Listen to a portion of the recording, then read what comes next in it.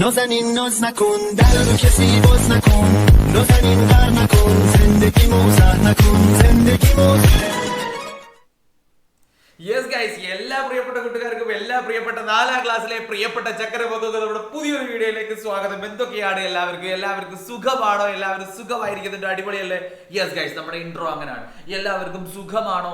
എല്ലാവരും സുഖമായിരിക്കുന്നുണ്ടോ? അതാണ് നമ്മുടെ ഇൻട്രോ. എല്ലാവരും hi guys, welcome back to, അങ്ങനെ ഓരോരോ ഇൻട്രോകൾ ഉണ്ടാവാറുണ്ട്. അതുപോലെ നമ്മുടെ ഇൻട്രോ അങ്ങനെയാണ്. ഇത് നമ്മൾ അടിച്ച് പൊളിക്കുകയാണ്, യാതൊരുവിധ ടെൻഷനും ഇല്ല. എക്സാം വന്നാൽ നമുക്ക് സന്തോഷമാണ്. ടെക് കിഡ്സ് യൂട്യൂബ് ചാനലിൽ കാണുന്ന മക്കൾക്ക് എക്സാം വന്നാൽ സന്തോഷമാണ്. കാരണം എന്താ, നിങ്ങൾക്ക് എക്സാമിന് വേണ്ടിയിട്ട് ഹെൽപ്പ് ആക്കുന്ന എല്ലാ സാധനങ്ങളും നമ്മുടെ ചാനലിൽ നിന്ന് നിങ്ങൾക്ക് കൊണ്ട് തരികയാണ്. യെസ് ഗൈസ്, നമ്മൾ ഇന്ന് നോക്കാൻ പോകുന്നത് മലയാളത്തിന്റെ ഇമ്പോർട്ടന്റ് പാർട്സ് ആണ്. എന്തൊക്കെ ചോദ്യങ്ങൾ മലയാളത്തിൽ നിന്ന് നമുക്ക് പ്രതീക്ഷിക്കാം, ഏതൊക്കെ ഭാഗങ്ങളിൽ നിന്ന് നമ്മളോട് ചോദ്യങ്ങൾ ചോദിക്കാം. യെസ് ഗൈസ്, പോകുന്നതിന് മുന്നേ നമുക്കൊരു കാര്യം പറയാനുള്ളത് എന്താന്ന് വെച്ചിട്ടുണ്ടെങ്കിൽ, താഴെ നമ്മുടെ നമ്പർ കൊടുത്തിട്ടുണ്ട്.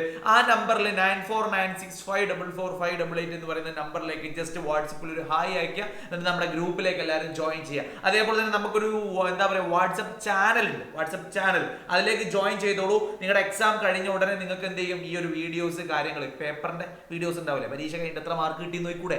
യെസ് ഗൈസ്, അതേപോലെയുള്ള വീഡിയോസും കാര്യങ്ങളൊക്കെ വരും. പിന്നെ LSS ക്ലാസ്സുകൾ ഓൾറെഡി നമ്മുടെ ചാനലിൽ അപ്ലോഡഡ് ആണ്. നമ്മൾ ഡെയിലി നമ്മുടെ ലൈവ് പോകാറുണ്ട്. ഇപ്പൊ ക്രിസ്മസ് എക്സാം ആയതുകൊണ്ട് ജസ്റ്റ് സ്റ്റോപ്പ് ചെയ്താണ്. ഇത് കഴിഞ്ഞാൽ പിന്നെയും സ്റ്റാർട്ട് ചെയ്യും. ഏകദേശം 26-27 ക്ലാസ്സുകൾ കഴിഞ്ഞിട്ടുണ്ട്. അതിന്റെ ഒക്കെ PDF നിങ്ങളുടെ ഗ്രൂപ്പിലേക്ക് നിങ്ങൾക്ക് അയക്കും. LSSന് നമുക്ക് സെപ്പറേറ്റ് ഗ്രൂപ്പ് ഉണ്ട്. യെസ് ഗൈസ്, നമ്മൾ പോവുകയാണ്. ആദ്യമായിട്ടാണ് നമ്മുടെ ചാനൽ കാണുന്നതെങ്കിൽ നേരെ പോവാ സബ്സ്ക്രൈബ് ചെയ്യുക. താഴെ ഒരു ലൈക്ക് ബട്ടൺ വെറുതെ കൊടുത്തരാം, കാണാൻ കൊടുത്തരാം. പോവാണ്, നമുക്ക് ടൈമില്ല, പോവാണ്. മലയാളമാണ്. യെസ് ഗൈസ്, മലയാളത്തിൽ എന്തൊക്കെയാണ് വരുന്നത്? മലയാളത്തിന്റെ ഒന്നാമത്തെ ചോദ്യം, ഒരു സംശയവും വേണ്ട, ഒന്നാമത്തെ ചോദ്യം എന്ന് പറയുന്നത് എന്തായിരിക്കും? ഒരു പാരഗ്രാഫ് തന്നിരിക്കും. മലയാളമാണെങ്കിലും ഇംഗ്ലീഷ് ആണെങ്കിലും ഒരു പാരഗ്രാഫ് തരും. 5 ചോദ്യങ്ങൾ ചോദിക്കും, അതിന് ഉത്തരം എഴുതുക. അത് എല്ലാവർക്കും അറിയാലോ, എല്ലാ മണ്ടന്മാർക്കും മണ്ടികൾക്കും എന്നൊക്കെ പറയാൻ പറ്റുമോ? യെസ് ഗൈസ്, എല്ലാവർക്കും അറിയാം. അതായിരിക്കും ഒന്നാമത്തെ ചോദ്യം എന്ന് പറയുന്നത്. രണ്ടാമത് നമ്മളോട് പലതരത്തിലുള്ള ചോദ്യങ്ങൾ, അതായത് നമ്മുടെ ഈ ഒരു 3 പാഠങ്ങൾ നമുക്കറിയാം അല്ലെ, 3 പാഠങ്ങളുണ്ട്. ആ 3 പാഠങ്ങളിൽ നിന്നുള്ള ലാസ്റ്റുള്ള 3 പാഠങ്ങൾ, ആ 3 പാഠങ്ങളിൽ നിന്ന് നമ്മളോട് ചോദ്യങ്ങൾ ചോദിക്കാം ഇല്ലേ? അതിൽ നമ്മളോട് ആസ്വാദന കുറിപ്പ് ചോദിക്കാം, അല്ലെങ്കിൽ ജീവചരിത്ര കുറിപ്പ് ചോദിക്കാം, അല്ലെങ്കിൽ ആത്മകഥ ചോദിക്കാം, അല്ലെങ്കിൽ കുറിപ്പ് തയ്യാറാക്കാൻ വേണ്ടി പറയാം. ഇങ്ങനെയുള്ള സംഭവങ്ങൾ ഉണ്ടല്ലോ, ഒരു 5 മാർക്ക് വീതമുള്ള ഈ ഒരു വലിയ സംഭവങ്ങൾ. അല്ലാണ്ട് നമ്മുടെ ടെക്സ്റ്റ് ബുക്കിലെ ഏറ്റവും ഓരോ പാഠം കഴിഞ്ഞിട്ട് വരുന്ന ഈ ഒരു പ്രവർത്തനങ്ങളില്ലടാ, അതിൽ നിന്നുള്ള സാധനങ്ങൾ മാത്രമേ നമ്മളോട് ചോദിക്കൂ. അതിലുള്ള സാധനങ്ങൾ നമുക്ക് നോക്കാം. യെസ് ഗൈസ്, ഒന്നാമതായിട്ട് നമ്മൾ നോക്കാൻ പോകുന്നത് ആസ്വാദന കുറിപ്പ്. എങ്ങനെയാണ് ഒരു ആസ്വാദന കുറിപ്പ് തയ്യാറാക്കുന്നത്? ഞാൻ എപ്പോഴും പറയുന്നതാണ്, കോഴിക്കുഞ്ഞേ നിന്റെ പാട്ടൊന്നു പാടുമോ ഞാനും ചെറുപ്പത്തിൽ കിയോ കിയോ, എന്റെ ഒരു കവിതയാണ്. മുഹമ്മദ് ഷമീൽ അല്ലെ. അപ്പൊ കവിയെ കുറിച്ച് ശ്രീ മുഹമ്മദ് ഷമീലിന്റെ കോഴി എന്ന കവിതയിൽ നിന്നെടുത്ത വരികളാണ് ഇവിടെ കൊടുത്തിരിക്കുന്നത് അല്ലെ. നോക്കൂ, കവിയെ കുറിച്ച് ആദ്യം പറയുന്നു അല്ലെ. പിന്നെ കവിതയിലെ ആശയങ്ങൾ, പ്രയോഗഭംഗി, ഇഷ്ടപ്പെട്ട വരി, എന്റെ അഭിപ്രായം, കവിതയിലെ ബിംബങ്ങൾ അല്ലെ. ഒരു കവിതയ്ക്ക് ഒരു ആസ്വാദന കുറിപ്പ് എഴുതുമ്പോൾ, അല്ലെ ഒരു കഥയ്ക്ക് ഒരു ആസ്വാദന കുറിപ്പ് എഴുതുമ്പോൾ നമ്മൾ ശ്രദ്ധിക്കേണ്ട കാര്യങ്ങളാണ് ഇതൊക്കെ. അതായത് ഞാൻ ഈ പറഞ്ഞ കോഴിക്കുഞ്ഞെ നിന്റെ പാട്ടൊന്നു പാടുമ്പോൾ ഞാനും ചെറുപ്പത്തിൽ കിയോ കിയോ, നമ്മുടെ LSSന്റെ മക്കൾക്ക് പറഞ്ഞു കൊടുക്കുന്ന ഒരു പാട്ടാണിത്.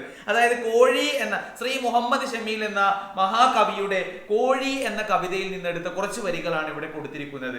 ഇതില് നിങ്ങൾക്ക് ഇഷ്ടപ്പെട്ട കോഴിക്കുഞ്ഞെ എന്ന് തുടങ്ങുന്ന വരിയാണ് എനിക്ക് ഇഷ്ടപ്പെട്ടത്. അതിനുള്ള കാരണം എന്താണ്? അതുപോലെ ഈ കവിയെ പറ്റി നിങ്ങൾക്ക് എന്തെങ്കിലും അറിയെങ്കിൽ ആ കവിയെ പറ്റി എഴുതുക. അതേപോലെ തന്നെ ഇതിലുള്ള പ്രയോഗങ്ങളെ പറ്റി നിങ്ങൾ എഴുതുക. എല്ലാ ആസ്വാദന കുറിപ്പിലും നമുക്ക് എഴുതാൻ പറ്റുന്ന ഒരു സംഗതികളാണ് എന്ത്? ഇതിൽ ധാരാളം പ്രയോഗങ്ങളുണ്ട്, അക്ഷരങ്ങൾ ആവർത്തിച്ചു വരുന്നു, അതുകൊണ്ട് തന്നെ ഈ കവിതയ്ക്ക് ശബ്ദ ഭംഗി കൂട്ടുന്നു. ഇതൊക്കെ എല്ലാ ആസ്വാദന കുറിപ്പിലും എഴുതാൻ പറ്റും. എന്താണ്? അക്ഷരങ്ങൾ ആവർത്തിച്ചു വരുന്നത് കൊണ്ടൊക്കെ ഈ കവിതയ്ക്ക് ശബ്ദ ഭംഗി കൂട്ടുന്നു. ഈ കവിത പല ഈണത്തിലും പാടാൻ കഴിയുന്നു. എന്താ, എല്ലാ കവിതയും പല ഈണത്തിലും നമുക്ക് പാടാൻ വേണ്ടി കഴിയൂലേ? കഴിയും. എല്ലാ കവിതയും പല ഈണത്തിലും താളത്തിലും നമുക്ക് എന്ത് ചെയ്യാം, പാടാൻ വേണ്ടി കഴിയും. ഡാബ്സിന്റെ ഈണത്തിൽ പാടാം, യേശുദാസിന്റെ ഈണത്തിൽ പാടാം, ഏത് ഈണത്തിലും നിങ്ങൾക്ക് പാടി കൊടുക്കാൻ വേണ്ടി പറ്റും. ഇല്ലേ ഗൈസ്? അപ്പൊ ആസ്വാദന കുറിപ്പ് എന്ന് പറയുന്നത് വളരെ സിമ്പിൾ ആണ്. നോക്കൂ, പ്രശസ്ത കവിയും ഗാനരചയിതാവും നോവലിസ്റ്റുമായ ശ്രീ ഏറ്റുമാനൂർ സോമദാസന്റെ ഓമനയുടെ ഓണം എന്ന കവിതയാണ് ഞാൻ വായിച്ചാസ്വദിച്ചത് അല്ലേ. അപ്പൊ നോക്കൂ, പ്രശസ്ത കവിയും ഒരു കവിത അല്ലെ, ഒരു കവിയെ പറ്റി പറഞ്ഞു, വായിച്ചാസ്വദിച്ചത് അവിടെ പറഞ്ഞു അല്ലെ. ഓമന എന്ന പെൺകുട്ടി തന്റെ ഓണത്തെ കുറിച്ചുള്ള പ്രതീക്ഷകളും സ്വപ്നങ്ങളും പങ്കുവെക്കുന്നതാണ് ഈ കവിതയിലെ ആശയം. പിന്നെയോ ഓണക്കോടി, ഓണസദ്യ, ഓണക്കളികൾ തുടങ്ങി ഓണവുമായി ബന്ധപ്പെട്ട് ഒരുപാട് സ്വപ്നങ്ങൾ ഓമന പങ്കുവെക്കുന്നുണ്ട്. ഓണം വരുന്നതിന് മുമ്പ് നടത്തുന്ന മുന്നൊരുക്കങ്ങളെ കുറിച്ചും ഓണനാളുകളിലെ ആഘോഷങ്ങളെ കുറിച്ചുമെല്ലാം കവിതയിൽ പറയുന്നുണ്ട്. മെത്തയിൽ അങ്ങനെ ചാഞ്ഞു കിടന്നൊരു മുത്തശ്ശിക്കഥ കേൾക്കാം എന്ന വരികളാണ് ഈ കവിതയിൽ എനിക്ക് ഏറ്റവും ഇഷ്ടമായത്. നിങ്ങൾ ഒരു കവിത വായിച്ചിട്ട് വരിയൊന്നും നിങ്ങൾക്ക് ഇഷ്ടമായിട്ടില്ലെങ്കിൽ ഏതെങ്കിലും ഒരു വരി നിങ്ങൾക്ക് ഇഷ്ടമായി എന്ന് പറഞ്ഞ് നിങ്ങൾ എഴുതണം. അതാണ് ഇവിടെ കൊടുത്തിരിക്കുന്നത് അല്ലെ. വ്യത്യസ്ത ഈണങ്ങളിൽ ഈ കവിത ചൊല്ലി നോക്കി. കവിതയിലെ ശബ്ദഭംഗി ആകർഷകമാണ്. കണ്ടോ, ഈ സാധനങ്ങളൊക്കെ നിങ്ങൾക്ക് എല്ലാത്തിലും കൊടുക്കുക. ഏതാണടാ ഇതൊക്കെ? വ്യത്യസ്ത ഈണങ്ങളിൽ ഈ കവിത ചൊല്ലി നോക്കി. കവിതയുടെ ശബ്ദഭംഗി ആകർഷകമാണ്. ഈ കവിതയിലെ പ്രയോഗഭംഗി കവിതയെ കൂടുതൽ മനോഹരമാക്കുന്നു. ഇതൊക്കെ ഏത് ആസ്വാദന കുറിപ്പിലും എഴുതാം. പിന്നെയോ കരിമുകിൽ മൂടിയ വെണ്ണിൽ വെളിച്ചം കാവടി തുള്ളി അണഞ്ഞല്ലോ എന്ന പ്രയോഗമാണ് എനിക്ക് ഇഷ്ടമായത്. ചിങ്ങമാസത്തിലെ പ്രകൃതിയുടെ സൗന്ദര്യം ആ വരികളിൽ വായിച്ചപ്പോൾ എനിക്ക് മനസ്സിലേക്ക് ഓടിയെത്തി. ഈ കവിത ഓണക്കാലത്തെ കുറിച്ച് ഒരുപാട് സന്തോഷം നിറഞ്ഞ ഓർമ്മകൾ മനസ്സിലേക്ക് കൊണ്ടുവരുന്നുണ്ട്. ഓണത്തെക്കുറിച്ച് ഓമനയ്ക്കുള്ള അതേ പ്രതീക്ഷ തന്നെയാണ് എനിക്കുമുള്ളത്. അതുകൊണ്ട് തന്നെ ഈ കവിത എനിക്ക് വളരെയധികം ഇഷ്ടമായി. ഏറ്റവും അവസാനം അത് കൊടുക്കുക. ആദ്യം പ്രശസ്ത കവിയും ഗാനരചന നോവലിസ്റ്റുമായ ഏറ്റുമാനൂർ സോമദാസന്റെ ഓമനയുടെ ഓണം എന്ന കവിതയാണ് ഞാൻ വായിച്ചാസ്വദിച്ചത്. ഓമന എന്ന പെൺകുട്ടി തന്റെ ഓണത്തെക്കുറിച്ചുള്ള പ്രതീക്ഷകളും സ്വപ്നങ്ങളും പങ്കുവെക്കുന്നതാണ് ഈ കവിതയിലെ ആശയം. കണ്ടോ സംഭവം കണ്ടോ? നിങ്ങൾ ഒരു കവിത വായിച്ചിട്ട് ആദ്യം കവിയെ പറ്റി പറഞ്ഞു അല്ലേ. കവി ഏതിൽ നിന്നാണ് ഈ കവിത എടുത്തിരിക്കുന്നത്? ഓമനയുടെ ഓണം എന്ന കവിതയാണ് ഞാൻ വായിച്ചാസ്വദിച്ചത് ഇല്ലേ. ഇതേപോലെ ഏത് കവിത തന്നാലും കവിന്റെ പേരാണ് താഴത്തുണ്ടാവും. ഇല്ല നിങ്ങൾക്ക് അറിയെങ്കിലും എടുത്തിട്ട് എഴുതുക, അത്രയേ ഉള്ളൂ. വളരെ സിമ്പിൾ ആയിട്ട് ആസ്വാദനക്കുറിപ്പ് എഴുതാം. ആസ്വാദനക്കുറിപ്പിന്റെ മക്കൾ എന്ത് ചെയ്യാൻ പാടില്ല? ഒരു മാർക്ക് പോലും കുറയ്ക്കാൻ വേണ്ടി പാടില്ല. സെറ്റ് ആയിട്ട് ആസ്വാദനക്കുറിപ്പ് നിങ്ങൾ എഴുതണം. റെഡി? നമ്മൾ നേരെ പോവാണ്. രസിതം എന്ന് പറയുന്ന നമ്മളെ പാഠം. ഇത് നമ്മളുടെ ഏറ്റവും അവസാനത്തെ ആ ഒരു പാഠഭാഗമായിരുന്നു. അത് കഴിഞ്ഞ് മൂന്നാമത്തെ പാഠത്തിന്റെ ഏറ്റവും അവസാനമായിരുന്നു അല്ലെ ഓമനയുടെ ഓണം. അത് കഴിഞ്ഞിട്ട് അടുത്തത് രസിതം എന്ന് പറയുന്ന പാഠാണ്. ഈ പാഠത്തിൽ തത്സമയ വിവരണം. എന്താണ് മക്കളെ? തത്സമയ വിവരണം തയ്യാറാക്കാൻ വേണ്ടി പറയാണ് അല്ലെ. തത്സമയ വിവരണം നമ്മൾ എങ്ങനെയാ? വള്ളംകളിയുടെ തത്സമയ വിവരണം വായിച്ചല്ലോ. ഇതേപോലെ സ്കൂളിൽ നിങ്ങൾ സംഘമായി കളിക്കുന്ന ഏതെങ്കിലും കളിയുടെ തത്സമയ വിവരണം തയ്യാറാക്കൂ. തത്സമയ വിവരണം തയ്യാറാക്കാൻ വേണ്ടി പറയാണ്. യെസ് ഗൈസ്, തത്സമയ വിവരണം എങ്ങനെയാണ് നമ്മൾ തയ്യാറാക്കുന്നത്? പറയടാ എങ്ങനെയാണ്? വള്ളംകളിയുടെ ദൃക്സാക്ഷി വിവരണം ഇവിടെ കൊടുത്തിട്ടുണ്ട് അല്ലെ. ദൃക്സാക്ഷി വിവരണം നോക്കൂ. പുന്നമട കായലിൽ ഓളങ്ങളെ പുളകച്ചാർത്തണിയിച്ച് ഞാൻ മുമ്പേ എന്ന് വിളിച്ചറിയിച്ച് ജലരാജാക്കന്മാർ ഫിനിഷിംഗ് പോയിന്റിലേക്ക് കുതിക്കുകയാണ്. ആയിരം കാണികളും തുഴക്കാരും മുഴക്കുന്ന തെയ് തെയ് തെയ് തെയ് തോം എന്ന വായ്ത്താഴിയിൽ അന്തരീക്ഷം മുഖരിതമാകുന്നു. ഇഞ്ചോടിഞ്ച് പോരാട്ടം. ആരാണ് ഒന്നാമതെത്തുക? കരിച്ചാലോ കാവലം ചുണ്ടനോ അതോ പാർത്ഥസാരഥിയോ? ഒന്നും പ്രവചിക്കാനാവുന്നില്ല. ഇത് കരിച്ചാൽ ചുണ്ടൻ കാവാലം ചുണ്ടനെയും പാർത്ഥസാരഥിയെയും പിന്തള്ളി അല്പം മുന്നേറിക്കഴിഞ്ഞു. കരിച്ചാൽ ചുണ്ടനെ തുഴക്കാർ വിജയം ഉറപ്പിക്കാനുള്ള ശ്രമത്തിലാണ്. പക്ഷേ വിജയം തങ്ങൾക്കാണ് എന്ന് പ്രഖ്യാപിച്ച് നടുഭാഗം ചുണ്ടൻ പാഞ്ഞെടുക്കുന്നു. മറ്റു വള്ളങ്ങളെ പിന്തള്ളി അവർ മുന്നേറ്റത്തിന് തയ്യാറാവുകയാണ്. അല്പം പിന്നിൽ നിന്നിരുന്ന മറ്റു വള്ളങ്ങളെയും കളി അവസാനിപ്പിക്കാറാവുമ്പോഴേക്കും ഒരേ നിലനിൽപ്പിൽ വന്നു കഴിഞ്ഞു. ഓരോ തുഴയെറിച്ചിലും ആവേശത്തിന്റെ പൂത്തിരി കത്തിച്ച് ചീറിപ്പായുന്ന വള്ളങ്ങളോടൊപ്പം ആർപ്പു വിളികളെ കൊണ്ട് ഇരു കരങ്ങളും ഇളകി മറിയുന്നു. അതാ നടുഭാഗം ചുണ്ടം വിജയം ഉറപ്പിച്ചിരിക്കുന്നു. ഒരു തത്സമയ വിവരണം എങ്ങനെയാണ് തയ്യാറാക്കുന്നത് നമുക്കറിയാം. മക്കളെ പഠിച്ചു വെച്ചോ. തത്സമയ വിവരണം വരുമെന്ന് പറഞ്ഞാൽ വന്നിരിക്കും. തത്സമയ വിവരണം നോക്കൂ. തത്സമയ വിവരണം വള്ളംകളിയുടെ തത്സമയ വിവരണം നമ്മൾ വായിച്ചല്ലോ. ഇതേപോലെ സ്കൂളിൽ നിങ്ങൾ സംഘമായി കളിക്കുന്ന ഏതെങ്കിലും കളിയുടെ തത്സമയ വിവരണം തയ്യാറാക്കൂ. നമുക്ക് നോക്കാം. ആവേശകരമായ സ്കൂൾ ക്രിക്കറ്റ് മത്സരത്തിന്റെ ഫൈനലാണ് ഇന്നിവിടെ നടക്കാൻ പോകുന്നത്. 6ാം ക്ലാസ്സും 7ാം ക്ലാസ്സും തമ്മിലുള്ള വാശിയേറിയ മത്സരം നടക്കാൻ ഏതാനും നിമിഷങ്ങൾക്കകം തുടങ്ങും അല്ലേ. ഏതാനും നിമിഷങ്ങൾക്കകം എന്ത് ചെയ്യും? വാശിയേറിയ മത്സരം തുടങ്ങുന്നതാണ് അല്ലെ. അമ്പയർമാരായ വത്സൻ മാഷും ജോസഫ് മാഷും ഗ്രൗണ്ടിൽ ഇറങ്ങിക്കഴിഞ്ഞു. 7ാം ക്ലാസ് ടീം ക്യാപ്റ്റൻ സുമേഷും 6ാം ക്ലാസ് ക്യാപ്റ്റനായ ശരത്തും ഇതാ ടോസ് ഇടുന്നതിനായി ഗ്രൗണ്ടിലെത്തി. വത്സൻ മാഷ് നൽകിയ നാണയം ശരത് മുകളിലേക്ക് എറിഞ്ഞു. ഹെഡ്സ് എന്നാണ് സുമേഷ് വിളിച്ചിരിക്കുന്നത്. അതെ, അത് ഹെഡ്സ് തന്നെയാണ്. ടോസ് നേടിയ 7ാം ക്ലാസ് ബാറ്റിംഗ് തിരഞ്ഞെടുത്തിരിക്കുന്നു. 6ാം ക്ലാസ്സിലെ കളിക്കാരെല്ലാം ഗ്രൗണ്ടിൽ റെഡിയായി കഴിഞ്ഞു. ആദ്യം ഓവർ ടീമിലെ ഏറ്റവും മികച്ച ബൗളറായ ആസിഫിനെയാണ് ക്യാപ്റ്റൻ ഏൽപ്പിച്ചിരിക്കുന്നത്. ഇതാ 7ാം ക്ലാസിന്റെ മിന്നുന്ന താരങ്ങളായ ഷെരീഫും ഉണ്ണിയും ഓപ്പണിങ്ങിനായി ഗ്രൗണ്ടിലേക്ക് ഇറങ്ങിയിരിക്കുന്നു. തീ പാറുന്ന 10 ഓവർ വീതമുള്ള മത്സരം തുടങ്ങാറായി. മനോഹരമായിട്ടുള്ള ഒരു തത്സമയ വിവരണം മക്കളെ. തത്സമയ വിവരണം എന്ന് പറയുന്നത് ഇമ്പോർട്ടന്റ് ആണ്. ഈ തത്സമയ വിവരണമാണ്. സ്ക്രീൻഷോട്ട് എടുത്ത് വെച്ചോ. എന്നെയും കൂട്ടിയെടുത്തോ. Yes guys. എടാ, നമ്മുടെ ഇൻസ്റ്റഗ്രാം ഫോളോ ചെയ്യാത്തവരൊക്കെ ഒന്ന് ഫോളോ ചെയ്യുക. Shameel Tharol, SHAMEEL, Shameel Tharol. Instagram follow ചെയ്യാത്തവരൊക്കെ ഒന്ന് ഫോളോ ചെയ്യുക. ഷമീൽ തറോൽ എന്നാണ്. ഇപ്പൊ തന്നെ പോയിട്ട് ഫോളോ ചെയ്തോളൂ. യെസ് ഗൈസ് പോവുകയാണ്. നമ്മൾ നെക്സ്റ്റ് ക്വസ്റ്റ്യനിലേക്ക് നമ്മൾ പോവാണ്. അപ്പൊ നമ്മൾ ദൃക്സാക്ഷി വിവരണം, തത്സമയ വിവരണം ഒക്കെ നമ്മൾ എന്ത് ചെയ്തു, കണ്ടു അല്ലേ. നെക്സ്റ്റ് ക്വസ്റ്റ്യനിലേക്ക് നമ്മൾ പോവാണ്. നെക്സ്റ്റ് ക്വസ്റ്റ്യൻ സംഘം ചേർന്നുള്ള കളികൾ അല്ലേ. ഇത് നമ്മളുടെ അടുത്തൊരു പാഠവുമായി ബന്ധപ്പെട്ടിട്ടുള്ളതാണ്. സംഘം ചേർന്നുള്ള കളികൾ. ഇവയിൽ ഏതെങ്കിലും ഒരു കളി എങ്ങനെയാണ് കളിക്കുന്നത് നോക്കാം. യെസ്, ഒരുപാട് സംഘം ചേർന്നുള്ള കളികളെ പറ്റി നമുക്കറിയാം ഇല്ലേ. അപ്പോ ഇവയിൽ ഏതെല്ലാം കളി എങ്ങനെയാണ് കളിക്കുന്നത് നോക്കാം. ഇവിടെ നാരങ്ങ പാല് എന്ന് പറയുന്ന ഒരു കളിയാണ്. രണ്ട് കുട്ടികൾ ഒരാൾക്ക് കടക്കാവുന്ന അകലത്തിൽ കൈകൾ ചേർത്ത് ഇങ്ങനെ ആകൃതിയിൽ പൊക്കിപ്പിടിക്കുന്നു. ഈ 2 പേർ നാരങ്ങപ്പാല്, ചൂണ്ടയ്ക്ക് 2 ഇലകൾ പച്ച, പൂക്കൾ മഞ്ഞ, ഓടി വരുന്ന ചാടി വരുന്ന പിള്ളേർ അല്ലെ, അങ്ങനെയൊക്കെ അല്ലെ, കള്ളനെ പിടിച്ചോ എന്നൊക്കെ പറഞ്ഞിട്ട് അല്ലെ, കൂട്ടിലടിച്ചു പിടിച്ചോ എന്ന പാട്ട് പാടുന്നു. പാട്ട് പാടിക്കൊണ്ടിരിക്കുമ്പോൾ മറ്റു കുട്ടികൾ കൈയടിക്കുന്നു. കൈകൾക്കിടയിലൂടെ എന്ത് ചെയ്യും, ഓടും. പാട്ടവസാനിക്കുമ്പോൾ കൈ പൊക്കി പിടിച്ചിട്ടുള്ളവർ കൈ താഴ്ത്തുന്നു. അപ്പോൾ കൈക്കുള്ളിൽ ആര് വരുന്നോ അവർ പുറത്താകും. അവസാനത്തെ ആൾ പുറത്താകുന്നത് വരെ കളി തുടരും അല്ലേ. ആരകപ്പാല് ഓടിക്ക് 2 കൈ ഇങ്ങനെ ഒരു കളിനെ പറ്റി നിങ്ങൾ പഠിച്ചു വെച്ചു.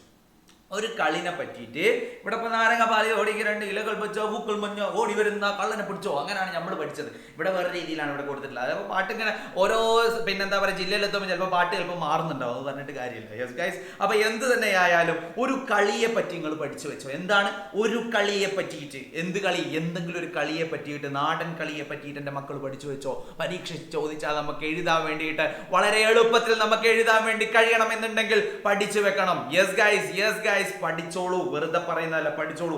നെക്സ്റ്റ് ക്വസ്റ്റ്യനിലേക്ക് നമ്മൾ പോവാണ്. വിളംബരം തയ്യാറാക്കാം. ഒരു വിളംബരം എങ്ങനെയാണ് തയ്യാറാക്കുന്നത്? വിളംബരം തയ്യാറാക്കാം അല്ലെ. വിളംബരം ബീർബൽ ഡും ഡും ഡും ഡും. ആദ്യം തന്നെ വിളംബരം എങ്ങനെയാ തുടങ്ങുന്നത്? ഒരു 3 ഡും ഡും ഡും ഡും ഡും ഡും 3 ഡും ഡും എഴുതി കൊടുക്കുക വിളംബരത്തിന് അല്ലെ. ഡും ഡും ഡും ഡും. ആളുകളുടെ ശ്രദ്ധയെ ആകർഷിക്കാൻ പെരുമ്പറ മുഴങ്ങുന്ന ശബ്ദം അല്ലെ. ഡും ഡും ഡും ഡും ഡും. പിന്നെയോ മാന്യമഹാജനങ്ങളെ അല്ലെ. വിളംബരം എങ്ങനെയാണ്? മാന്യമഹാജനങ്ങളെ അഭിസംബോധനം ചെയ്തുകൊണ്ട് സംസാരിക്കുകയാണ്. എന്താണ്? മാന്യമഹാജനങ്ങളെ. നമ്മുടെ രാജ്യത്തെ വിവിധ മേഖലകളിൽ പാണ്ഡിത്യമുള്ള ആളുകളിൽ നിന്ന് അറിവ് നേടാൻ ചക്രവർത്തി ആഗ്രഹിക്കുന്നു. ആയതിനാൽ നമ്മുടെ രാജ്യത്തെ പണ്ഡിതരായ ഓരോ പ്രജയും നാളെ രാവിലെ കൃത്യം 8 മണിക്ക് കൊട്ടാരത്തിലെ ദർബാർ ഹാളിൽ എത്തിച്ചേരണമെന്ന് ചക്രവർത്തി ഇതിനാൽ ഈ രാജ്യവിളംബരത്തിലൂടെ അറിയിച്ചു കൊള്ളുന്നു. ഡും ഡും ഡും ഡും അല്ലെ. ഡും ഡും ഡും 3 ഡും ഡും വേണം ആദ്യം, 3 ഡും ഡും അവസാനവും വേണം. 3 ഡും ഡും ആദ്യവും വേണം, 3 ഡും ഡും അവസാനവും വേണം. ഓക്കെ, സെറ്റാണോ? അതിന്റെ ഇടയിൽ ഒരു മാന്യമഹാജനങ്ങളെയും കൂടി വേണം. എന്താ വേണ്ടത്? ഒരു മാന്യമഹാജനങ്ങളെ. അതെങ്ങനെയാണ് തുടങ്ങേണ്ടത്? മാന്യമഹാജനങ്ങളെ അങ്ങനെയാണ് നമ്മൾ തുടങ്ങുന്നത്. എന്നിട്ട് എന്താണോ കാര്യം എന്നുള്ളത് എന്ത് ചെയ്യുക? അങ്ങോട്ട് പറയുക. എന്താണ് കാര്യം, അത് എപ്പോഴാണ്, എന്താ. ഇപ്പൊ ചിലപ്പോൾ വേറെ എന്തെങ്കിലും ഒരു രീതി, ഇപ്പൊ ഇവിടെ എന്തായാലും ടെക്സ്റ്റ് തന്ന പോലെ തരുമൊന്നുമില്ല. വിളംബരം ചിലപ്പോൾ വേറൊരു സംഭവമായിരിക്കും തരിക, അല്ലെങ്കിൽ വേറെ എന്തെങ്കിലും ഉദ്ഘാടനം.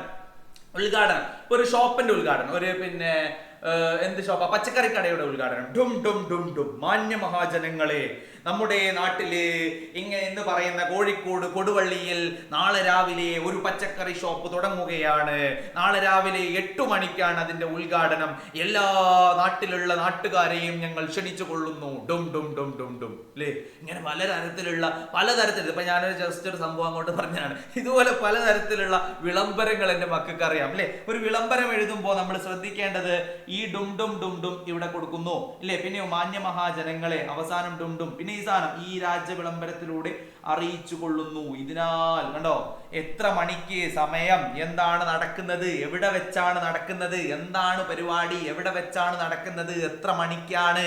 ഓക്കെ, എന്താണ് പരിപാടി, എവിടെ വെച്ചാണ് നടക്കുന്നത്, എത്ര മണിക്കാണ് അല്ലേ. വേണേ ദിവസമൊക്കെ നിങ്ങൾ പറഞ്ഞോ, ദിവസമൊക്കെ പറഞ്ഞോ. ഏറ്റവും അവസാനം എന്താണ്, എല്ലാവരെയും ക്ഷണിച്ചു കൊള്ളുന്നു, പിന്നെ ഒരു ഡും ഡും ഡും ഡും ഡും. ഓക്കെ, തെറ്റാണോ? വിളംബരം റെഡി. ഇനി വിളംബരം പറഞ്ഞ് പോറാക്കുന്നില്ല. താരതമ്യ കുറിപ്പ് തയ്യാറാക്കാം അല്ലെ. കുറിപ്പ് എഴുതാൻ വരും. ബോറടിക്കുന്നുണ്ടോ? ബോറടിച്ചിട്ടൊന്നും കാര്യമില്ല. നാളെ പരീക്ഷ അല്ലേ. കുത്തിരുന്ന് പഠിച്ചോളി. കുത്തിരുന്ന് പഠിച്ചാൽ, മെനക്കെട്ടിട്ടുണ്ടെങ്കിൽ അതിന്റെ പ്രതിഫലം നമുക്ക് മൗസ് പോലെ നമുക്ക് വരും. അതെന്താ മൗസ് പോലെ എന്ന് പറഞ്ഞാൽ ഇതിന്റെ മുമ്പിൽ ഞാൻ ഇതേ കണ്ടില്ല, അതുകൊണ്ട് പറഞ്ഞു. യെസ് ഗൈസ്, അതിന്റെ വലിയ സംഭവമൊന്നുമില്ല. നോക്കുക, നമ്മൾ താരതമ്യം ചെയ്യാം. ആരല്ലൻ ഗുരുനാഥൻ, ആരല്ലൻ ഗുരുനാഥൻ പണം ഈ വരികൾ ആശയത്തെ കുറിപ്പ് തയ്യാറാക്കും അല്ലെ. ഒരു താരതമ്യ കുറിപ്പ് തയ്യാറാക്കാൻ അല്ലെ. രണ്ട് വരികൾ തന്നിട്ട്, അല്ലെങ്കിൽ ഇവിടെ ഒരു വരികൾ തന്നു അല്ലെ. ആരല്ലൻ, ആരല്ലൻ ഗുരുനാഥൻ, ആരല്ലൻ അല്ലെ. ഈ ഒരു വരിയും നമ്മളെ പാഠഭാഗവുമായി ബന്ധപ്പെടുത്തിയിട്ട് എന്ത് ചെയ്യാൻ വേണ്ടി പറയാം, താരതമ്യ കുറിപ്പ് തയ്യാറാക്കാം അല്ലെ. താരതമ്യം ചെയ്യാൻ വേണ്ടി പറയാണ്. നോക്കാം നമുക്ക്. ബീർബലിന്റെ കഥയും ഒളപ്പമണ്ണയുടെ കവിതയും നമ്മോട് പറയുന്നത് നമ്മുടെ ഗുരുനാഥന്മാർ ആരൊക്കെയാണ് എന്നതാണ് അല്ലെ. ആരൊക്കെ? ബീർബലിന്റെ കഥയും ഒളപ്പമണ്ണയുടെ കഥയും നമ്മളോട് പറയുന്നത് നമ്മളുടെ ഗുരുനാഥന്മാർ ആരൊക്കെ എന്നുള്ളതാണ്. ഈ ഭൂമിയിലെ എല്ലാം എന്നെ എന്തെങ്കിലുമൊക്കെ പഠിപ്പിക്കുന്നുമുണ്ടെന്ന് ഒളപ്പമണ്ണ പറയുമ്പോൾ, ഓരോ വ്യക്തിയും ഓരോ അധ്യാപകനാണെന്ന് ബീർബലും പറയുന്നു അല്ലെ. രണ്ടുപേരും എന്താ പറയുന്നത്, താരതമ്യം ചെയ്യാണ്. നോക്കി ശ്രദ്ധിച്ചോളൂ. ലോകത്തെ ഓരോ വസ്തുവിൽ നിന്നും നമുക്ക് ഒരുപാട് പാഠഭാഗങ്ങൾ പഠിക്കാനുണ്ടാകും. അതുപോലെ ലോകത്തെ ഓരോ വ്യക്തിയും എന്തെങ്കിലും പ്രത്യേക കഴിവുകളോ അറിവുകളോ വാസനകളോ ഉള്ളവരാണ്. അതുകൊണ്ട് തന്നെ നമ്മൾ ഓരോരുത്തരും ഒരേ സമയം അധ്യാപകനും വിദ്യാർത്ഥിയുമാണ്. പിന്നെയോ വലിപ്പ ചെറുപ്പ വ്യത്യാസമില്ലാതെ എന്തിൽ നിന്നും ആരിൽ നിന്നും അറിവ് നേടാൻ നമുക്ക് കഴിയണം.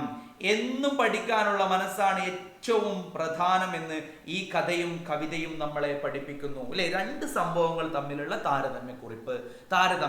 ഒരു താരതമ്യക്കുറിപ്പ് എഴുതാൻ പറഞ്ഞാൽ നമ്മൾ എഴുതിയിരിക്കണം. എന്താണ് തന്നിരിക്കുന്നത്, രണ്ടിലെയും ആശയങ്ങൾ ചേർത്ത് വെച്ചിട്ട്, ചിലപ്പോൾ രണ്ട് വരികൾ തരികയാണ്, രണ്ട് വരികളിലെയും ആശയങ്ങൾ ചേർത്ത് വെച്ചിട്ട് ഈ രണ്ട് വരിയിലും എന്തൊക്കെ കാര്യങ്ങളാണ് പറയുന്നത്. ഒരു വരിയിൽ ചക്കയുടെ രസത്തിനെ പറ്റി പറയുന്നു, മറ്റൊരു വരിയിൽ മാങ്ങയുടെ രസത്തിനെ പറ്റി പറയുന്നു. രണ്ടും എന്താണ്, ഫ്രൂട്ട്സ് ആണ് അല്ലെ, പഴമാണ്, പഴവർഗത്തിൽ പെട്ടതാണ് എന്നൊക്കെ പറഞ്ഞു. എന്തുതന്നെയായാലും രണ്ടിന്റെ എന്ത് ചെയ്യുക, ആശയങ്ങൾ അങ്ങോട്ട് എഴുതി കൊടുക്കുക. രണ്ടിന്റെയും ആശയങ്ങൾ എഴുതി കൊടുക്കുന്നു. എന്നിട്ട് അവസാനം ഈ രണ്ട് കവിതയിലും പറയുന്നത് ഇന്നതാണ് എന്ന് പറഞ്ഞ് അങ്ങോട്ട് അവസാനിപ്പിക്കുക. അതാണ് താരതമ്യക്കുറിപ്പ്. നെക്സ്റ്റിലേക്ക് നമ്മൾ പോവാണ്. ശീലങ്ങൾ അന്വേഷിച്ചറി. പഴുത്ത മാവിൻ ഇതെന്താകുമ്പോ യെസ്, അത്താഴം കഴിഞ്ഞാൽ അരക്കാതം നടക്കണം. ഇതൊക്കെ നമുക്കറിയാം. മുണ്ടിട്ട് കുളിക്കുന്നവനെ കണ്ടാൽ കുളിക്കണം. അത്താഴം അത്തിപ്പഴത്തോളം, അന്നത്തെ നിന്ദിക്കരുത്, പയ്യെ തിന്നാൽ പനയും തിന്നാൽ അല്ലെ. ഭക്ഷണമൊക്കെ ബന്ധപ്പെട്ടിട്ട് ഓരോരോ സംഭവങ്ങളാണ്. അത്താഴം കഴിഞ്ഞാൽ അരക്കാതം നടക്കണം, മുണ്ടിട്ട് കുളിക്കുന്നവനെ കണ്ടാൽ കുളിക്കണം, അതേപോലെ തന്നെ പിന്നെന്താ, അന്നത്തെ നിന്ദിക്കരുത്, പയ്യെ തിന്നാൽ പനയും തിന്നാൽ. ഇതൊക്കെ ജസ്റ്റ് ഒന്ന് നോക്കി വെച്ചോ, വന്നു കഴിഞ്ഞാൽ നമുക്ക് എഴുതി കൊടുക്കാലോ അല്ലെ. സാർ ഇന്നലെ പറഞ്ഞിനോണ്ട് എനിക്ക് നല്ല സുഖമായി എഴുതാനല്ലേ, ചൊല്ലുകളൊക്കെ നമുക്ക് എഴുതി കൊടുത്തൂടെ. ജസ്റ്റ് നോക്കി വെക്കാം. യെസ് ഗൈസ്, നെക്സ്റ്റ് ക്വസ്റ്റ്യനിലേക്ക് നമ്മൾ പോവാണ്. പാചകക്കുറിപ്പ് തയ്യാറാക്കി. ഞാൻ മോനെ, ഇന്ന് നമ്മൾ ഉണ്ടാക്കാൻ പോകുന്ന സാധനം എന്താ? ചക്ക കൊണ്ടോ മാങ്ങ, ചക്ക വരട്ടിയത്. ഇനി നമ്മൾ ഉണ്ടാക്കാൻ പോകുന്ന സാധനം ചക്ക വരട്ടിയതാണ് മക്കളെ, ശ്രദ്ധിച്ചോ. ചക്ക വരട്ടിയതാണ് ഇന്ന് നമ്മൾ ഉണ്ടാക്കാൻ പോകുന്നത്. കളറൊന്ന് മാറ്റട്ടെ പെൻസിലിന്റെ. ചക്ക വരട്ടിയതാണ് ഇന്ന് നമ്മൾ ഉണ്ടാക്കാൻ പോകുന്നത്. എന്താണ് നമ്മൾ ഉണ്ടാക്കാൻ പോകുന്നത്? ചക്ക വരട്ടിയത്. റെഡിയാണോ? സെറ്റാണോ നിങ്ങൾ ഉണ്ടാക്കാൻ വേണ്ടിയിട്ട്? ആദ്യം തന്നെ നമ്മൾ ചെയ്യുന്നത് ആവശ്യമായ ചേരുവകളാണ് നമ്മൾ ചേർക്കാൻ പോകുന്നത്. നല്ല പഴുത്ത ചക്ക 500 ഗ്രാം, പിന്നെയോ ശർക്കര 250 ഗ്രാം, പിന്നെയോ നെയ്യ് 100 ഗ്രാം, ചുക്കുപൊടി 1/2 ടീസ്പൂൺ, ജീരകപ്പൊടി 1/2 ടീസ്പൂൺ, ഏലക്കായപ്പൊടി 1/2 ടീസ്പൂൺ. എന്താ ഉണ്ടാക്കാൻ പോകുന്നത്? ചക്ക വരട്ടിയത്. തയ്യാറാക്കുന്ന വിധം ശ്രദ്ധിച്ചോളൂ. അടി കട്ടിയുള്ള ഉരുളിയിൽ നെയ്യൊഴിച്ച് ചക്കയും വൃത്തിയാക്കിയ ചക്ക കുക്കറിൽ വേവിച്ച് മിക്സിയിൽ അടിച്ചെടുക്കണം. ശർക്കര പാനിയും ചേർത്ത് യോജിപ്പിച്ച് ഇളക്കണം. കുറുകി വരുമ്പോൾ ചുക്ക്, ജീരകം, ഏലക്ക എന്നിവയുടെ പൊടികൾ ചേർത്ത് കുഴമ്പ് പരുവമാകുമ്പോൾ തീയണയ്ക്കാം. ചക്ക വരട്ടിയത് തയ്യാർ അല്ലെ. അപ്പൊ ചക്ക വരട്ടികൾ തയ്യാറാക്കുമ്പോൾ ആവശ്യമായ എന്താണ് സാധനം നമ്മൾ തയ്യാറാക്കുന്നത് എന്നുള്ളതിന്റെ പേര് നമ്മൾ എന്ത് ആദ്യം എഴുതി കൊടുക്കുന്നു. ആവശ്യമായ ചേരുവകൾ എന്തൊക്കെയാന്നുള്ളത് നമ്മൾ ലിസ്റ്റ് ചെയ്യുന്നു. ചെയ്യുന്നു. എന്നിട്ട് അടുത്തതായിട്ട് നമ്മൾ അടുത്ത അല്ലെ ഒരു പാരഗ്രാഫിൽ തയ്യാറാക്കുന്ന വിധം, എന്നിട്ട് ആദ്യം തന്നെ ഇങ്ങനെ എടുത്ത് വെച്ചിട്ട് അല്ലെ, ഇപ്പൊ ഒരു ബിരിയാണി പോട്ടെ, ചായ ഉണ്ടാക്കുന്നത് എങ്ങനെയാണ്? ചായക്ക് നമ്മൾ ആദ്യം എന്ത് ചെയ്യുന്നു, പിന്നെ പാത്രത്തിൽ കുറച്ച് വെള്ളം വെക്കുന്നു, വെള്ളം വെച്ചിട്ട് ഗ്യാസ് ഓൺ ആക്കുന്നു, ഗ്യാസ് ഓൺ ആക്കിയിട്ട് എന്ത് ചെയ്യുന്നു ഒന്നും പറയണമെന്നില്ല. എന്നിട്ട് എന്ത് ചെയ്യുന്നു, അതിലേക്ക് കുറച്ച് ചായപ്പൊടി ഇടുന്നു, തിളച്ച് വരുമ്പോൾ കുറച്ച് ചായപ്പൊടി ഇടുന്നു, വീണ്ടും പഞ്ചസാര ഇട്ടിട്ട് ഇളക്കുന്നു, പാല് വേണ്ടവർക്ക് പാല് ഒഴിക്കാം എന്നൊക്കെ. ഇവിടെ പഠിച്ചാൽ ചായ ഉണ്ടാക്കുന്നതെന്ന് ചോദിക്കൂല. ചക്ക വരട്ടിയത് ഇതേപോലെ നിങ്ങൾ ഒരുപാട് പാചകക്കുറിപ്പ് പഠിച്ചിട്ടുണ്ടാവും. പാചകക്കുറിപ്പ് വന്നിട്ടുണ്ടെങ്കിൽ എഴുതാൻ വേണ്ടി പറ്റണം. ഇന്ന് നമ്മൾ ഉണ്ടാക്കിയത് ചക്ക വരട്ടിയതാണ് നമ്മൾ ഉണ്ടാക്കിയത്. ഇനി മാങ്ങ വരട്ടിയത് വേണമെങ്കിൽ ഉണ്ടായിക്കോ, അല്ലെ മാങ്ങ പുളിശ്ശേരി വേണമെങ്കിൽ ഉണ്ടായിക്കോ, നിങ്ങൾക്ക് ഇഷ്ടമുള്ള എന്തെങ്കിലും സാധനം ഉണ്ടായിക്കോ. എങ്ങനെ ഉണ്ടാക്കുകയാണെങ്കിലും അതിന്റെ വ്യക്തമായ ഒരു ഓർഡർ ഉണ്ട്, അത് പാലിക്കണം. എന്താണ് അതിന്റെ ഓർഡർ? അതിന്റെ ഓർഡർ എന്ന് പറഞ്ഞാൽ ആദ്യം ഒരു ഹെഡിങ് ആണ് ചക്ക വരട്ടിയത്, പിന്നെ തയ്യാറാക്കുന്ന വിധത്തിന് മുന്നേ ആവശ്യമായ ചേരുവകൾ എഴുതണം, ആവശ്യമായ ചേരുവകൾ, പിന്നെയാണ് തയ്യാറാക്കുന്ന വിധം എഴുതേണ്ടത്. സെറ്റ്, റെഡി, പോവുകയാണ്. Next question. സദ്യ ഒരുക്കാൻ. സദ്യക്ക് എന്തൊക്കെ സാധനങ്ങളാണ്? അരി, ചേന, മത്തൻ, നേന്ത്രക്കായ, പടവലങ്ങ, കുമ്പളങ്ങ, പയറ്, മാങ്ങ, വെണ്ടക്ക, തക്കാളി, പച്ചമുളക്, പരിപ്പ്, കടല, കറിവേപ്പില, കാരറ്റ്, ബീട്രൂട്ട്, ഉരുളക്കിഴങ്ങ്, ഉള്ളി, പഴം, ഇഞ്ചി, തേങ്ങ, നെയ്യ്, പപ്പടം, തൈര്, ഉപ്പ്, പഞ്ചസാര, ശർക്കര, കടുക്. അല്ലേ? ഓക്കെ. അപ്പൊ ഇതിൽ ഏതൊക്കെ ഇവിടെ കൃഷി ചെയ്യാൻ പറ്റുമെന്നൊക്കെ ചോദിച്ചത്, ഇതൊന്നും ചോദിക്കൂല. എന്നാലും ഒരു സദ്യക്ക് അല്ലെ, സദ്യക്ക് എന്തൊക്കെ സാധനങ്ങൾ നമുക്ക് ആവശ്യമുണ്ട് എന്നൊക്കെ ചോദിക്കോ? ഒരു സദ്യ ഉണ്ടാക്കുന്നതിന് ഒരു പാചകക്കുറിപ്പ് തയ്യാറാക്കാൻ പറഞ്ഞാലോ, സദ്യ സാമ്പാർ ഉണ്ടാക്കുന്നതൊക്കെ ചിലപ്പോൾ ചോദിക്കണ്ടാവും അല്ലെ. സാമ്പാർ എങ്ങനെയാണ് തയ്യാറാക്കുന്നത് അതൊക്കെ ചിലപ്പോൾ ചോദിക്കണ്ടാവും അല്ലെ. അതൊക്കെ ചോദിക്കണ്ടാവും. സാമ്പാർ തയ്യാറാക്കുന്നതൊക്കെ ചോദിക്കണ്ടാവും. ചിലപ്പോൾ വേറെ എന്തെങ്കിലും സാധനങ്ങളൊക്കെ തയ്യാറാക്കുന്നത് ചോദിക്കണ്ടാവും. അങ്ങനെയൊക്കെ ഉണ്ടാവുണ്ടാവും. Yes guys, okay, ready. Yes, ഡോറിനോട് എടുക്കാൻ മറന്നു പോയിട്ടുണ്ട്. Okay, next question. കവിതാ ശകലങ്ങൾ ശേഖരിക്കും. ഭക്ഷണ ചൊല്ലുകളാണ്. ഭക്ഷണ ചൊല്ലുകൾ നോക്കൂ. ഉഴുതുണ്ണുന്നവനെ തൊഴുതുണ്ണണം. ഉഴുതുണ്ണുന്നവനെ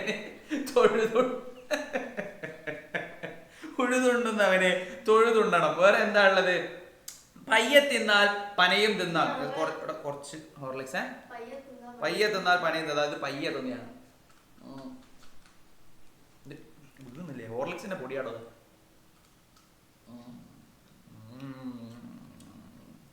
സൂപ്പറാ, അടിപൊളിയാ. പയ്യെ തിന്നാൽ പനയും തിന്നാം. അന്ന വിചാരം മുന്ന വിചാരം. പിന്നെയോ, അടുക്കള കലത്തിന് അഴകു വേണ്ട. അത്താഴത്തിന് അരി കടം കൊടുക്കരുത്. അധികം തിളച്ചാൽ കലത്തിന് പുറത്ത്. ഇങ്ങനെയുള്ള സംഭവങ്ങളാണ്. നോക്കൂ, ഭക്ഷണ ചൊല്ലുകൾ ശ്രദ്ധിച്ചോളൂ. ഉഴുതുണ്ണുന്നവനെ തൊഴുതുണ്ണണം. പയ്യെ തിന്നാൽ പനയും തിന്നാം. അന്ന വിചാരം മുന്ന വിചാരം. പിന്നെയോ, അടുക്കള കലത്തിന് അഴകു വേണ്ട. അത്താഴത്തിന് അരി കടം കൊടുക്കരുത്. അധികം തിളച്ചാൽ കലത്തിന് പുറത്ത്. ഈ സംഭവങ്ങളാണ് ഭക്ഷണ ചൊല്ലുകളൊന്നും ഓർത്തു വെച്ചോ. ഒരു 5 ഭക്ഷണ ചൊല്ലുകൾ എഴുതാൻ വേണ്ടി പറഞ്ഞാൽ എഴുതി കൊടുത്തൂടെ? 5 മാർക്ക്. ചടപടപടപടോ 5 മാർക്ക്. അത് എത്ര മാർക്കിനുള്ളതായി? 1, 2, 3, 4, 5, 6 മാർക്ക്. 6 മാർക്കിനുള്ളത്. തല കണ്ട് എന്താ തല കണ്ട്? ഇതിലൂടെ ഒരാൾ പോയില്ലേ? അപ്പൊ തല കണ്ടില്ലോളെ. ഉഴുതുണ്ട്. ഞാൻ നിർത്തിയാണ്. നിങ്ങൾ ഇതെടുത്തോ, കിട്ടുന്നില്ല സാധനം. യെസ് ഗൈസ്, നെക്സ്റ്റ് ക്വസ്റ്റ്യനിലേക്ക് നമ്മൾ പോവാണ്. പ്രയോഗ ഭംഗി വിശദമാക്കാം. പ്രയോഗ ഭംഗിയാണ് മക്കളെ. നോക്കൂ, മഹാഭാരതപുവിന്റെ മണിത്തങ്കച്ചിലങ്ക അല്ലെ. നോക്കൂ, യെസ് ഗൈസ്, ഭാരതത്തിന്റെ പാദഭാഗത്താണ് കേരളം. ഭാരതത്തിന് മനോഹരമായ ഒരു കാൽച്ചിലങ്ക അണിയിച്ച പോലെയാണ് കേരളം. മഹാഭാരതം എന്ന ദേശത്തിന്റെ കാലുകളിൽ അണിഞ്ഞിരിക്കുന്ന മണിത്തങ്കച്ചിലങ്കയാണ് കേരളം എന്ന് വർണ്ണിക്കുമ്പോൾ ചിലങ്കയ്ക്ക് പ്രകൃതി സൗന്ദര്യത്തിന്റെ ഭംഗിയും കലാസൗന്ദര്യത്തിന്റെ കിലുക്കവും ഉള്ളതായി നമുക്ക് മനസ്സിലാക്കാം അല്ലെ. മഹാഭാരതപുവിന്റെ മണിത്തങ്ക ചിലങ്ക എന്നതിന്റെ പ്രയോഗ ഭംഗിയാണ് എന്ത് ചെയ്യുന്നത് നമ്മളിവിടെ. വരുമോ? വരുന്നുണ്ടാവും കൊണ്ടാണ് അവിടെ കൊടുത്തത്, അല്ലാണ്ട് ഞാൻ കൊടുക്കൂലല്ലോ അല്ലെ. ഇവിടെ വരുന്നുണ്ടാവും. പിന്നെ വിചിത്ര പക്ഷി ചിറകിൻ മഴവില്ലാർന്ന ശാഖികൾ എന്ന് പറയുന്ന ഒരു വരിയുടെ അല്ലെങ്കിൽ പ്രയോഗ ഭംഗി എന്താ നോക്കാം. നാനാവർണ്ണത്തിലുള്ള ചിറകുകളോടുകൂടിയ പക്ഷികൾ ചേക്കേറുന്ന മരങ്ങളെ കുറിച്ചാണ് ഇവിടെ പറയുന്നത്. മഴവില്ല് പോലെ മനോഹരമായ ചിറകുകളാണ് പക്ഷികൾക്ക് എന്ന ആശയവും ഈ വരികളിലുണ്ട്. പ്രയോഗ ഭംഗി ചിലപ്പോൾ നമ്മളോട് ചോദിക്കും.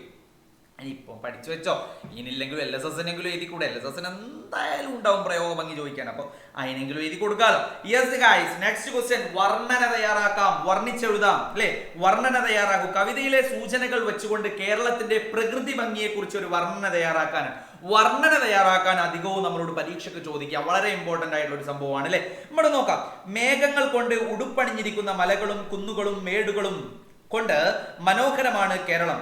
ആന, മാൻ, പന്നി, പുലി, പോത്ത് തുടങ്ങിയ വിഹരിക്കുന്ന കാടുകളും തെളിഞ്ഞ ഓളങ്ങളുടെ മൂളിപ്പാട്ടുമായി പോകുന്ന ആറുകളും നെയ്യാമ്പലവും താമരയും ഇടതിങ്ങിയ പൊയ്കകളും എല്ലാം നമ്മുടെ നാട്ടിലുണ്ട്. പിന്നെയോ നാനാവർണ്ണത്തിലുള്ള പക്ഷികൾ ചേക്കേറുന്ന വൃക്ഷങ്ങളും പ്ലാവ്, മാവ്, പുളി, വാഴ തുടങ്ങിയവ നിറഞ്ഞ തോപ്പുകളും അശോകവും ചെങ്കവും പിച്ചിയും മുല്ലയും ചേർന്ന പൂന്തോട്ടങ്ങളും നനവുള്ള പാടങ്ങളും പശുമേയുന്ന പറമ്പുകളുമെല്ലാം മലയാള നാടിന്റെ പ്രകൃതി സൗന്ദര്യം വർദ്ധിപ്പിക്കുന്നു. ഇങ്ങനെ എല്ലാം കൊണ്ടും പ്രകൃതി ഭംഗിയാൽ അനുഗ്രഹീതമാണ് കേരളം അല്ലെ. ഇവിടെ നോക്കൂ, കവിതയിലെ സൂചനകൾ വെച്ചുകൊണ്ട് കേരളത്തിന്റെ പ്രകൃതിയെ ഭംഗിയെ കുറിച്ച് വർണ്ണന തയ്യാറാക്കാൻ വേണ്ടി പറയാണ്. ഒരു വർണ്ണന അല്ലെ, വർണ്ണിച്ചെഴുതുക. എന്താണ് വർണ്ണന കൊണ്ട്? വർണ്ണന എന്ന് കേൾക്കുമ്പോൾ തന്നെ നമുക്കറിയാം എന്താണ്, ഒരു സംഗതിയെ പറ്റി വർണ്ണിക്കുക അല്ലെ. ഇപ്പൊ എന്നെ പറ്റിയാണെങ്കിൽ അങ്ങോട്ട് വർണ്ണിക്കാണ്. സാറിനെ കാണാൻ ഭയങ്കര രസമാണ്, സാറിന്റെ ആ നോട്ടം കാണുമ്പോൾ തന്നെ പ്രത്യേക ഭംഗിയാണ്, സാറിന്റെ കണ്ണിന്റെ മുകളിലുള്ള പീലികളിൽ പ്രത്യേകമായി നൃത്തമാടുന്നു. അതാണ് വർണ്ണിച്ചങ്ങോട്ട് എഴുതുക. വർണ്ണന അതാണ്. കേരളത്തിനെ പറ്റി വർണ്ണിച്ചെഴുതുക, അല്ലെങ്കിൽ വേറെ എന്തെങ്കിലും ഒരു സംഭവം തരും അതിനെ പറ്റി വർണ്ണിക്കുക. അതാണ് വർണ്ണന എന്ന് പറയുന്നത്. വർണ്ണിച്ചെഴുതുക. നോക്കൂ എത്ര മനോഹരമായിട്ടാണ് കേരളത്തെ പറ്റി വർണ്ണിച്ചതിൽ. മേഘങ്ങൾ കൊണ്ട് ഉടുപ്പണിഞ്ഞിരിക്കുന്ന മലകളും കുന്നുകളും നോക്കൂ, മേഘങ്ങൾ കൊണ്ട് ഉടുപ്പ് അല്ലെ, ഉടുപ്പണിഞ്ഞിരിക്കുന്ന മലകളും കുന്നുകളും മേടുകളും കൊണ്ട് മനോഹരമാണ് കേരളം. മാന്, ആന, പന്നി, കടുവ തുടങ്ങിയ വിഹരിക്കുന്ന കാടുകളും തെളിഞ്ഞ ഓളങ്ങളുള്ള മൂളിപ്പാട്ടുമായി പോകുന്ന ആറുകളും നെയ്യാമ്പലവും താമരയും ഇടതിങ്ങിയ പൊയ്കകളും എല്ലാം നമ്മുടെ, ഞാൻ പറയുക പൊയ്കകളും അത്ര മതി, കൂടുതലൊന്നും വേണ്ട. പൊയ്കകളും എല്ലാം നമ്മുടെ നാട്ടിലുണ്ട്. പിന്നെയോ നാനാവർണ്ണത്തിലുള്ള പക്ഷികൾ ചേക്കേറുന്ന വൃക്ഷങ്ങളും പ്ലാവ്, മാവ്, പുളി, വാഴ തുടങ്ങിയവ നിറഞ്ഞ തോപ്പുകളും അശോകം. ഇതാണ് സ്ക്രീൻഷോട്ട് എടുത്ത് വെച്ചു. ഇതൊക്കെ നിങ്ങൾ എഴുതിയതായിരിക്കും. ഒരു വർണ്ണന തയ്യാറാക്കാം. Next question. കവിത പൂർത്തിയാക്കാം. ഒരു കവിത, ഈ കവിത തന്നെ തരണമെന്നില്ല, കവിത പൂർത്തിയാക്കാം. കവിത പൂർത്തിയാക്കുന്ന ആ ഒരു സംഭവം നമ്മളോട് ചോദിക്കാം. കവിത പൂർത്തിയാക്കുന്നത് നമ്മളോട് ചോദിക്കാം. എങ്ങനെയാണ് ഒരു കവിത പൂർത്തിയാക്കേണ്ടത്? എങ്ങനെയാണ് ഒരു കവിത പൂർത്തിയാക്കുക? കവിത എങ്ങനെ പൂർത്തിയാക്കും? നമുക്കറിയോ ഒരു കവിത തന്നു കഴിഞ്ഞാൽ ഇവിടെ കേരവൃക്ഷങ്ങൾ നിറഞ്ഞ നാട്, കളരിപ്പയറ്റ് പിറന്ന നാട്, ഈ 2 വരി അങ്ങോട്ട് കണ്ടു കഴിഞ്ഞാൽ നമുക്കറിയാം ഇത് കേരളത്തിനെ പറ്റിയാണ് പറയുന്നത്. അപ്പൊ പിന്നെ ഈ ചക്കനെ പറ്റി എഴുതുക, അല്ലെങ്കിൽ മാങ്ങനെ പറ്റി എഴുതുക, അല്ലെങ്കിൽ വേറെ എന്തെങ്കിലും കളികളെ പറ്റി എഴുതുക, അതല്ല. കേരളത്തിനെ പറ്റിയിട്ടാണ് എന്ത് ചെയ്യുന്നത്, ബാക്കി നമ്മൾ എഴുതേണ്ടത് അല്ലെ. ബാക്കി അതായത് ഒരു കവിത തന്നു കഴിഞ്ഞാൽ, 2 വരി തന്നു കഴിഞ്ഞാൽ നമുക്കത് മനസ്സിലാവും അത് എന്തിനെ പറ്റിയിട്ടാണ് ആ കവിതയിൽ പറയുന്നത്. അപ്പോൾ ആ കവിത ആ ഒരു ആശയം വെച്ചുകൊണ്ട് എന്ത് ചെയ്യുക, അതിനൊരു തുടർച്ച ഉണ്ടാവുക. അതേ ഈണത്തിലും താളത്തിലും എഴുതുക കവിത.